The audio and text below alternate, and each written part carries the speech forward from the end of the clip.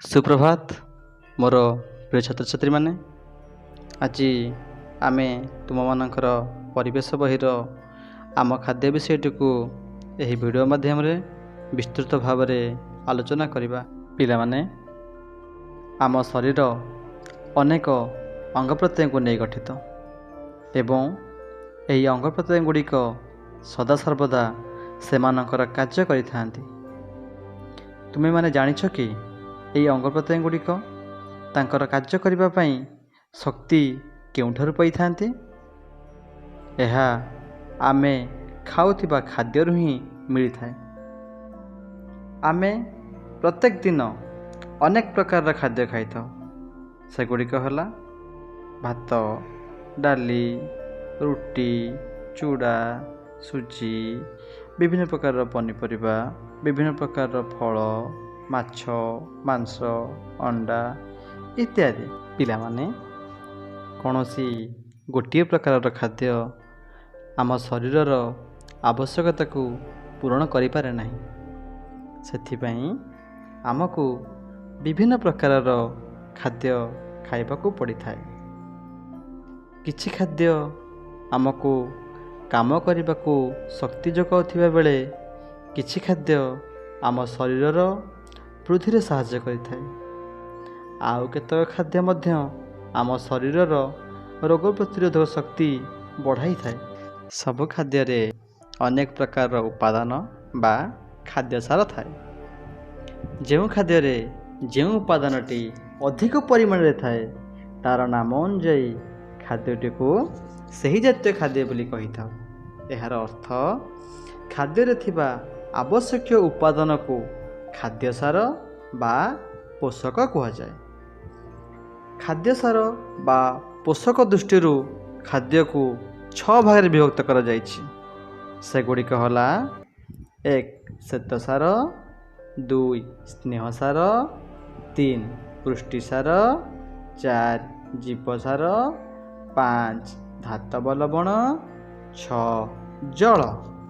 पिला माने यही समस्त खाद्य सार गुड़ी को आमे क्यों क्यों खाद्य पाई थाउ एवं यही खाद्य सार गुड़िक आम शरीर को किपरि साहाय्य करिथांती से विषय रे आज आमे संक्षेप आलोचना करिबा। प्रथमे आमे श्वेतसार जातीय खाद्य विषय आलोचना करिबा। श्वेतसार आमे साधारणतः प्रतिदिन किछि ना किछि खाद्य खाई थाउ। एथि मध्यरु किछि खाद्य आम पाटी को मीठा लगी थाए। मीठा लगुथिया खाद्य गुड़िक हला भात,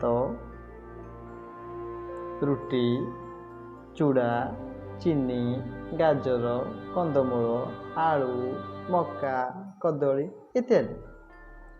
पिले माने पाटी को मीठा लगुथिया खाद्य रे श्वेतसार अधिक परिमाण रे थाए। तेणु यही सब खाद्य गुड़ी को आमे श्वेतसार जातीय खाद्य कहबा। बुझी पारल ना? एबे आमे श्वेतसार जातीय खाद्यर उपकार विषय जानिबा। यार अर्थ श्वेतसार जातीय खाद्य आम शरीरर कौन उपकार करे? प्रथमतः श्वेतसार जातीय खाद्य आम शरीरर गठन रे मुख्य भूमिका नहीं थाए। यार अर्थ आम शरीर रे थिबा विभिन्न अंग प्रत्यंग गुड़िकर गठन रे यही श्वेतसार जातीय खाद्य साहाय्य करे। द्वितीयतः यही श्वेतसार जातीय खाद्य आमको काम करने पई शक्ति जोगाई थाए। एबे आमे स्नेहसार विषय आलोचना करिबा। स्नेहसार प्रतिदिन आमे खाउथिबा खाद्य मध्यरु किछि खाद्य आम हाथ को तेलिया लगी थाए। जेमिति कि घी, नड़िया, दही, राबिड़ी, विभिन्न प्रकार मंजीरु बाहरी थिबा तेल इत्यादि।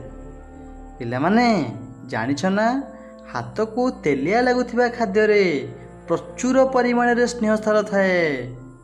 तेणु यही सब खाद्य गुड़ी को आमे स्नेहसार जातीय खाद्य कहबा। एबे आमे स्नेहसार जातीय खाद्यर उपकार विषय जानिबा। यार अर्थ स्नेहसार जातीय खाद्य आम शरीरर कौन उपकार करे? प्रथमतः यह आम शरीर को चिकन रखि थाए। ଦ୍ୱିତୀୟତଃ ଏହା ଆମ ଶରୀରର ସୁନ୍ଦରତାକୁ ବୃଦ୍ଧି କରିଥାଏ। କିନ୍ତୁ ପିଲାମାନେ, ଜଣେ ବ୍ୟକ୍ତି ନିର୍ଦ୍ଦିଷ୍ଟ ପରିମାଣରେ ସ୍ନେହସାଯୁକ୍ତ ଖାଦ୍ୟ ଖାଇବା ଉଚିତ। କାହିଁକି ନା ଯଦି ଜଣେ ବ୍ୟକ୍ତି ଅଧିକ ପରିମାଣରେ ସ୍ନେହସାଯୁକ୍ତ ଖାଦ୍ୟ ଖାଏ ତାହେଲେ ତାହା ଆମ ଶରୀରରେ ହଜମ ହୋଇପାରେ ନାହିଁ। ଶରୀର ଜମାଟ ବାନ୍ଧି ରହିଯାଏ ଏବଂ ପରବର୍ତ୍ତୀ ଅବସ୍ଥାରେ ମେଦବହୁଳ ନାମକ ରୋଗ ସୃଷ୍ଟି କରିଥାଏ। ପିଲାମାନେ, ଆଜି ଆମେ ଏତିକି ପଢ଼ିବା। ଅନ୍ୟ ଖାଦ୍ୟସାର ଗୁଡ଼ିକ ବିଷୟରେ ଆମେ ଆମର ପରବର୍ତ୍ତୀ ଭିଡ଼ିଓରେ ଆଲୋଚନା କରିବା। ଆଶା କରେ ତୁମମାନଙ୍କୁ ଏହି ଭିଡ଼ିଓଟି ଭଲ ଲାଗିଥିବ। ଧନ୍ୟବାଦ।